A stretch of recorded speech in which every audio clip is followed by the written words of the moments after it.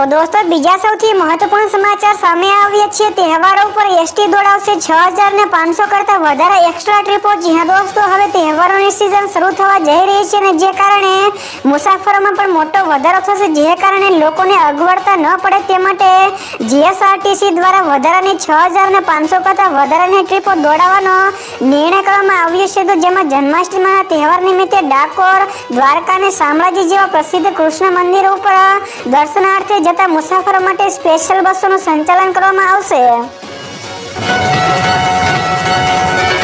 તો દોસ્તો ત્યાર પછી આગળ વધુ એક સૌથી મહત્વપૂર્ણ સમાચાર મળ્યા છે। રાજ્યમાં સિઝનનો કુલ 62.93% વરસાદ નોંધાયો। જી હા દોસ્તો, હવામાન વિભાગે આપેલી માહિતી અનુસાર 1 ઓગસ્ટ 2025 સુધીમાં રાજ્યમાં સિઝનનો કુલ 62.93% એટલે કે અંદાજિત 63% જેટલો વરસાદ નોંધાયો છે। તો કચ્છમાં 64.16%, ઉત્તર ગુજરાતમાં 65.38%, પૂર્વ મધ્ય ગુજરાતમાં 64.84%, સૌરાષ્ટ્રમાં 55.10% અને દક્ષિણ ગુજરાતમાં 66.93% વરસાદ નોંધાયો છે। તો સરદાર સરોવર ડેમમાં પાણીનો સંગ્રહ 2,74,454 MCFT છે। તો રાજ્યના અન્ય 206 જળાશયો સંગ્રહ 3,75,105 MCFT નો છે। ત્યાર પછી દોસ્તો આ સિવાયના બીજા સમાચારની ઝડપથી વાત કરવામાં આવે તો ક્રૂડ ઓઇલનો ભાવ વધશે। તો જાણો શું મોંઘું થશે। જી હા દોસ્તો, ટ્રમ્પના રશિયા સામેના કડક પગલાથી ક્રૂડ ઓઇલના ભાવમાં વધારો થવાની શક્યતા છે। તો $120 પ્રતિ બેરલ સુધી પહોંચી શકે છે। તો ભારત જેવી આંતરિક બજાર ધરાવતી અર્થવ્યવસ્થાને પેટ્રોલ અને ડીઝલ, શાકભાજી, દૂધ, પ્લાસ્ટિક, સિમેન્ટ અને ઇલેક્ટ્રોનિક્સ જેવી અનેક વસ્તુઓ મોંઘી પડી શકે છે। તો ટ્રાન્સપોર્ટ ખર્ચ વધતા, ટેક્સી ભાડું અને ઈ કોમર્સમાં ડિલિવરી પણ મોંઘી થઈ શકે છે। તો રશિયાનું ક્રૂડ ઓછું થતા સ્થાનિક ફુગાવો પણ વધી શકે છે।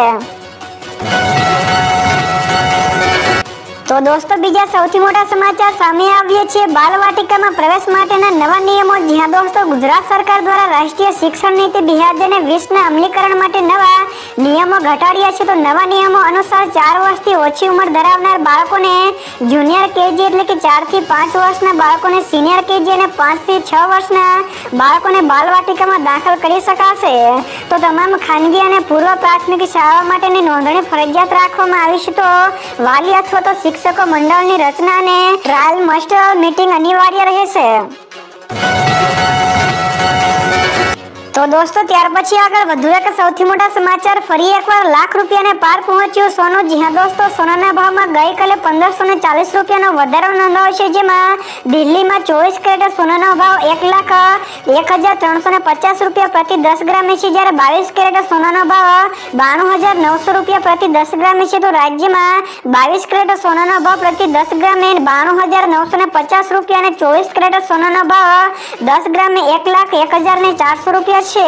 તો ચાંદીના ભાવમાં પણ મામૂલી 10 રૂપિયાનો વધારો થયો છે અને ચાંદીનો ભાવ 1,10,500 રૂપિયા પ્રતિ કિલોએ પહોંચ્યો છે।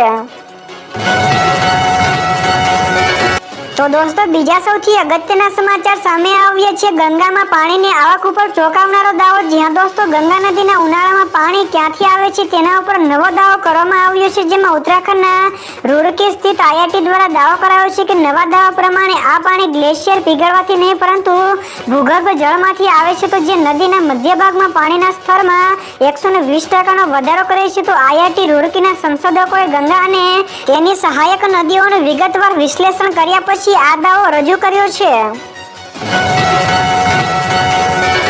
ત્યાર પછી દોસ્તો આગળ વધુ એક સૌથી અગત્યના સમાચાર, નેશનલ હાઈવે ઉપર 5 દિવસથી ટ્રાફિક જામ છે। જી હા દોસ્તો, અંકલેશ્વર નજીક નેશનલ હાઈવે 48 ઉપર 5 દિવસથી સતત ટ્રાફિક જામનો સિલસિલો યથાવત છે। તો 7 કિલોમીટર લાંબી વાહનોની લાઈનો પણ લાગી છે। તો વાહન ચાલકો હેરાન પરેશાન થઈ ગયા છે। તો વાહન ચાલકોને ખાધ્યા પીધ્યા વિના 3 થી 4 કલાક ટ્રાફિકમાં ફસાઈ રહેવાનો વારો આવ્યો છે અને વાહન ચાલકોને ઇમરજન્સી જેવી અનેક સેવાઓમાં પણ ભારે મુશ્કેલીઓ ઊભી થઈ રહી છે। તો આવા સમયે એમ્બ્યુલન્સ આવે તો શું થાય? તો ખરાબ રસ્તાના કારણે વાહન ચાલકોને ભારે હાલાકી ભોગવવાનો વારો આવ્યો છે। ત્યારબાદ દોસ્તો ફટાફટ આગળના બીજા સમાચારની વાત કરવામાં આવે તો યુદ્ધનો અંત આણવા માટે હમાસની શરતો. જ્યાં દોસ્તો ઇઝરાયલ અને હમાસ વચ્ચે ચાલી રહેલા યુદ્ધમાં શાંતિના દરવાજા બંધ થઈ રહ્યા હોય તેવું લાગી રહ્યું છે. તો હમાસે ઇઝરાયલની 60 દિવસની યુદ્ધ વિરામના પ્રસ્તાવને નકારી કાઢ્યો છે. તો હમાસે કહ્યું છે કે જેરુસલેમમાં રાજધાની ધરાવતું સ્વતંત્ર પેલેસ્ટિનિયન રાજ્ય ન બને ત્યાં સુધી તેઓ શસ્ત્ર નહીં મૂકે. તો હમાસનું આ નિવેદન એવા સમયે સામે આવ્યું છે જ્યારે કતાર, ફ્રાન્સ અને ઇજિપ્તની મધ્યસ્થી થોડા દિવસો પહેલા જ શાંતિ પ્રસ્તાવ પર વાટાઘાટો સમાપ્ત થઈ છે.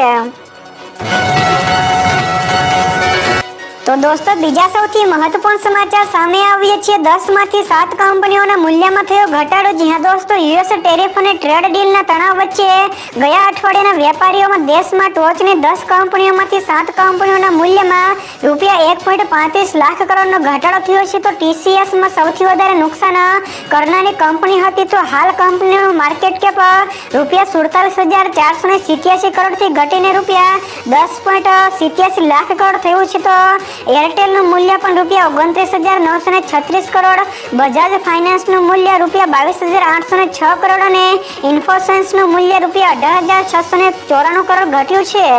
જો કે HUL અને HDFCનું બેંકનું મૂલ્ય વધ્યું છે.